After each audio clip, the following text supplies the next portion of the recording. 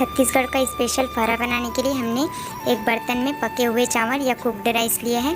उसके बाद हमने इसमें एक कटोरी से थोड़ा सा कम चावल का आटा लिया है। अब इसमें नमक ऐड करेंगे और थोड़ा पानी लेके इसे गूँथ लेंगे, जिस प्रकार हम गेहूं का आटा गूँथते हैं वैसे ही।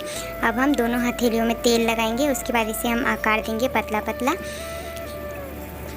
अब हम कढ़ाई में तेल ऐड करेंगे। उसके बाद उसमें सूखी लाल मिर्च और तिल ऐड करेंगे। तिल जब फूटने लगे तब हम इसमें 1 गिलास पानी ऐड करेंगे और तुरंत ढक्कन लगा देंगे।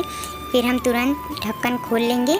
उसके बाद इसमें उबाल आने देंगे। उबाल आने पर हम इसमें फरा को ऐड करेंगे और इसे तुरंत ढक देंगे। इसे 10 मिनट तक के ढक के पकाना है। उसके बाद ढक्कन खोलना है। जब पानी बिल्कुल कम हो जाए तब फरा बनकर तैयार है। इसे आप टमाटर की चटनी के साथ खा सकते हैं। यह बहुत स्वादिष्ट होता है। Thank you for watching. Like, share, subscribe, comment.